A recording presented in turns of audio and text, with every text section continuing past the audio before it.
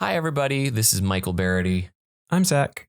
and we're the co-creators, co-directors, co-writers of Obituary. And we just wanted to give you some insight into things. So right here, we've got the opening, which... It was very different we originally had an opening just like this. And then partway through writing the pilot, we're like, that doesn't really, I don't know, it doesn't seem to be necessary. It doesn't seem to work. And we tried something different. Yeah. And in that case, things overall were a lot darker and the tone was a little bit different, where it was like June slept in the basement. Inside a file. Inside like where a cadaver would be kept in the morgue. And characters were different. She had a brother. Yeah, she had a brother named Danny who was a zombie. And she had revived because part of an older plot thought was that she was trying to revive her dead parents. Right. And so in that situation, in the opening shot, she'd be walking past her parents in stasis tubes.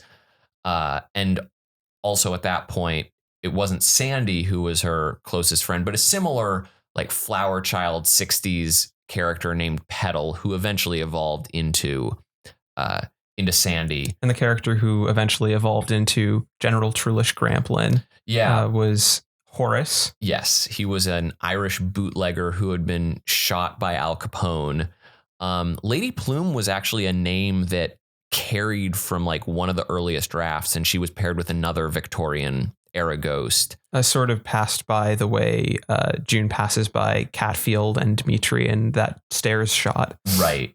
We had definitely, like, a lot of elements from earlier drafts got carried in, but characters changed or like plot points were shifted about. So this shot was one. I mean, I love how that worked out really well. Oh yeah, but they got that. The tonality that we definitely were going for comes across very clearly, and we wanted things to be a little more on the nose with those three students, and named students 1, 2, and 3. Yeah, and they're never getting other names. Nope, but they're delightful.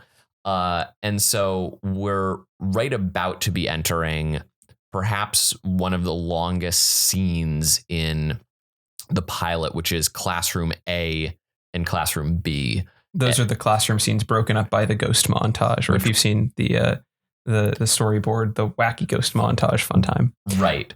And the classroom scene was broken up in a number of different ways, but it was definitely one of the first scenes that we really dove into because we did actually write things a little bit out of sequence. And we were like, let's write a scene where June runs into conflict with another person and ghosts are present. How difficult will that be to write? The answer is pretty difficult because we have to be navigating across two conversations that are running concurrently, and June is in both of them, which is one of the reasons why we actually initially wrote it with a lot more ghost antics, but it was very difficult for you to track it. But Lisa Rose and this whole classroom scene actually leading into it, as you've seen in our other supplemental material, we shot it live because I come from a film background and wanted to ensure that the angles and the way that it would piece together would work.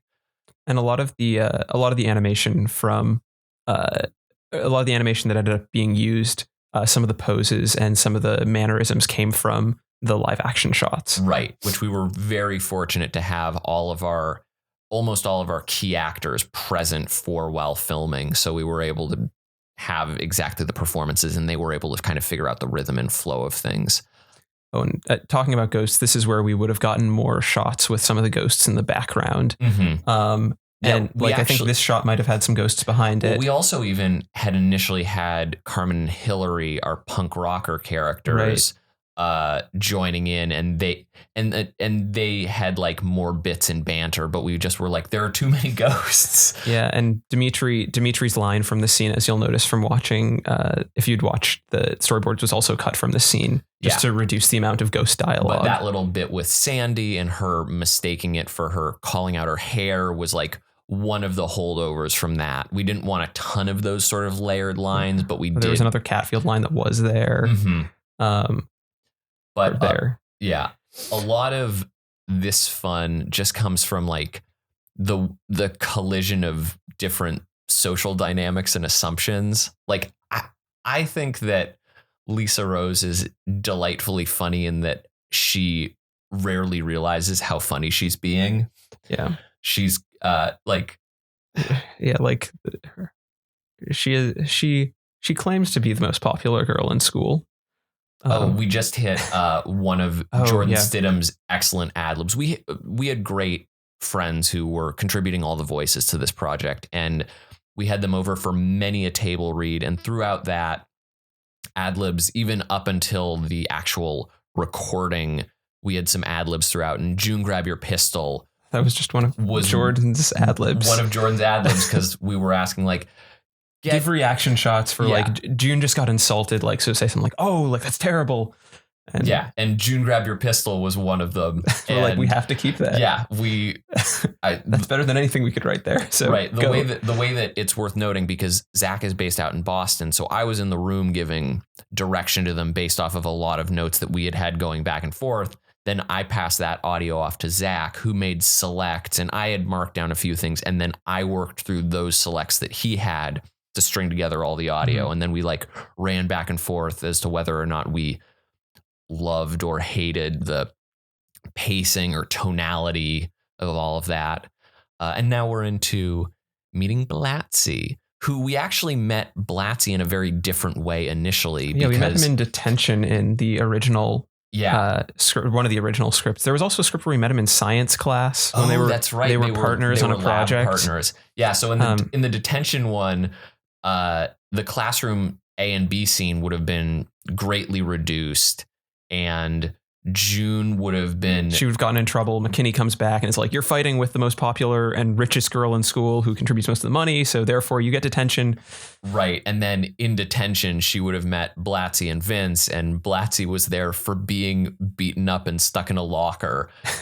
When he should have been in class. Right. And when he's being reprimanded by McKinney, he would have been like, sir, should you be paying attention to the fact that Vince is escaping right now? And then McKinney would have run after him, and then June and... I'll get you, Vince Rasp. Yeah. Climbing out the window. And then June and Blatzy would have become friends through that, when June is like, so do we just wait for him to come back? And Blatzy was like, no, we can just leave. This happens.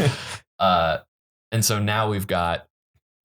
I'm really glad we kept this shot in. Oh, and we definitely had a discussion as to whether or not we were going to keep the joke of we say that all the time. We're like, it's so derpy, we have to. Yeah, because we definitely had, we wanted the idea of like, these are things that have happened before, so we didn't want to be too repetitive with certain elements that would have been like, this is exposition. And that one was like, it's such a dumb joke, let's keep it. I'm also really glad we decided to... I love this shot so much.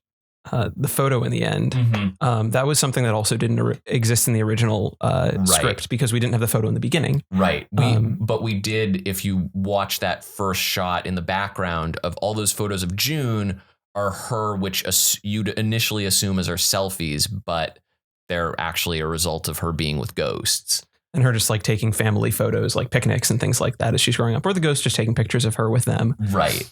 I think that covers a lot of the little intricate secrets that were a part of the initial pilot. Yeah. So thank you all so much for watching. And again, we're so very fortunate to have an excellent group in Yada and our friends to be providing such exceptional talent. So thank you all so much. Thank you.